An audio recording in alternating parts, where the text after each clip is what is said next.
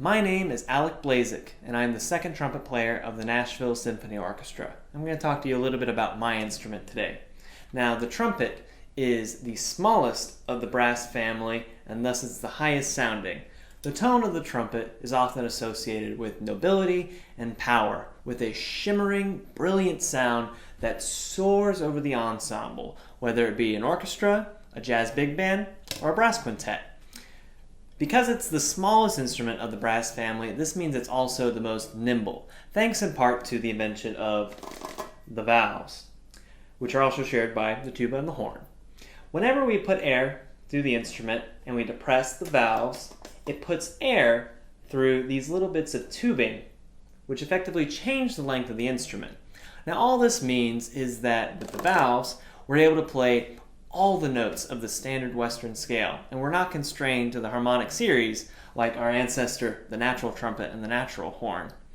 With the valves, we're able to play flashy, virtuosic music that we couldn't dream of centuries ago, like this dramatic opening from the solo Slavonic Fantasy.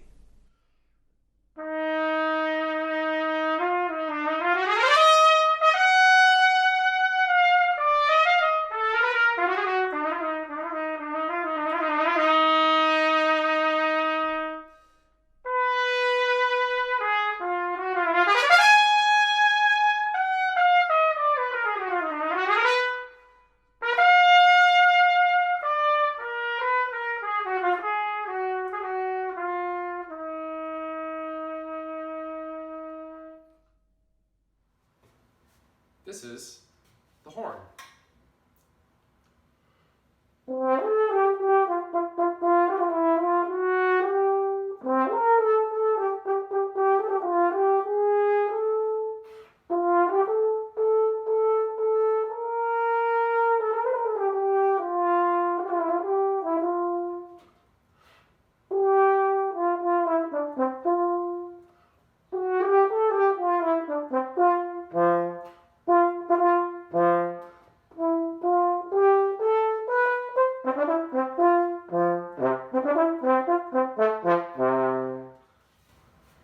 That's sort of about what the horn sounds like.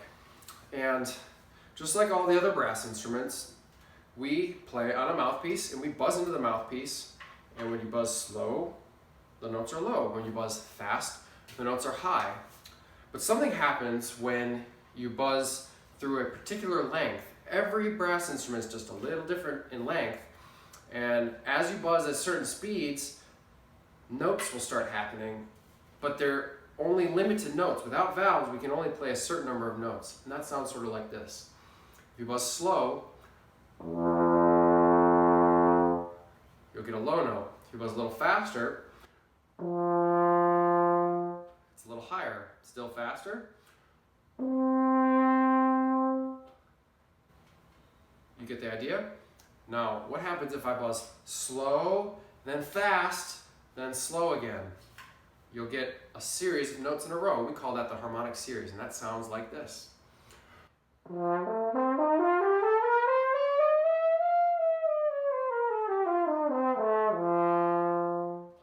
So all I did was but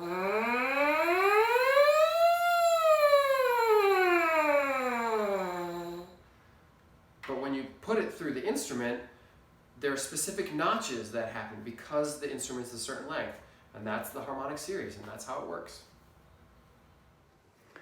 The piccolo trumpet is the smallest brass instrument. It's only half the length of the regular B-flat trumpet, and therefore sounds one octave higher. This instrument has 4 valves, which allows you to play a few extra notes in its lowest register. It's a relatively modern instrument, invented in the year 1900, primarily to help trumpet players perform the music of J.S. Bach, Handel, and Telemann. These composers of the Baroque era wrote for an instrument that had no valves and relied solely on the trumpet player's vibration of the lip to determine the notes along the harmonic series.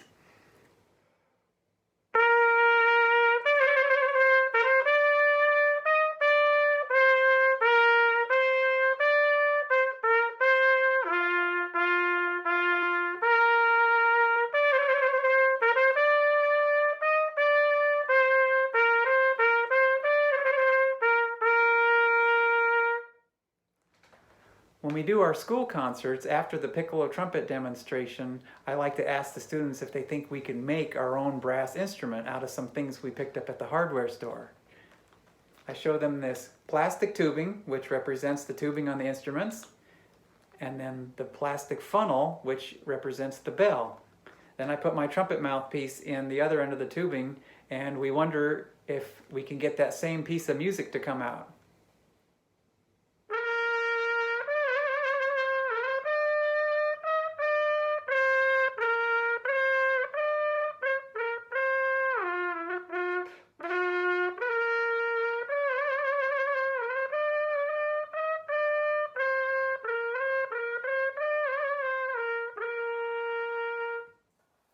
Hi, my name is Gilbert Long, and I play tuba in the Nashville Symphony. This is what a tuba sounds like.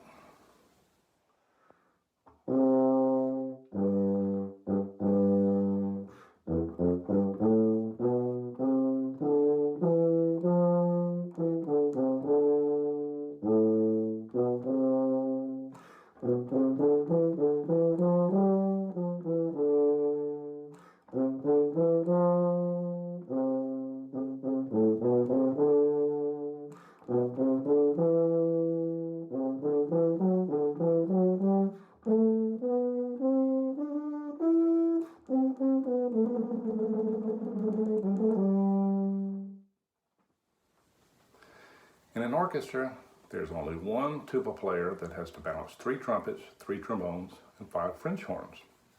The tuba being the largest and longest instrument of the brass family, it plays the lowest notes and requires the most air.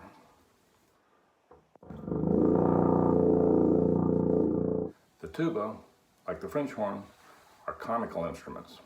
That means from the mouthpiece to the bell, the tubing gradually gets larger, as in the shape of an ice cream cone.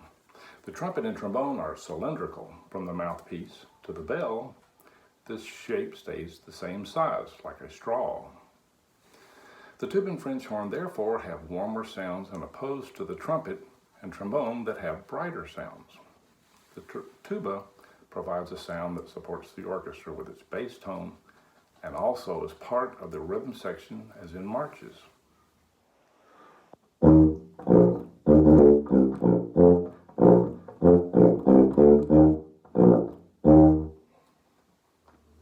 It can also on occasion contribute to the melody as was demonstrated at the start. I hope you enjoy listening to the tuba. Thank you. Hey everybody, my name is Paul Jenkins. I'm the principal trombone in the Nashville Symphony. I'm going to do a short demonstration for you that's normally a part of the shows that I do with the Nashville Symphony Brass Quintet. Unfortunately, we can't be out there with you guys in your school playing shows right now, but I did manage to find at least one audience member. So the trombone gives us a really great opportunity to talk about pitch and length. As you can see with the slide, it can go far out here and then back in, like this.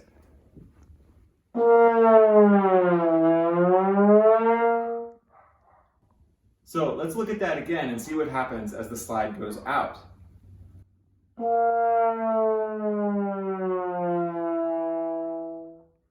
It gets lower, right?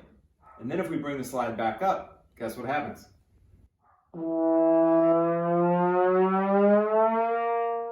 The pitch gets higher. So composers like to use this effect. It's called a glissando. It's a really, really funny thing to do. So Respighi, in a piece called Roman Festivals, wanted to find a musician in the orchestra who could play somebody that's really, really crazy. So he decided to write something a little bit like this.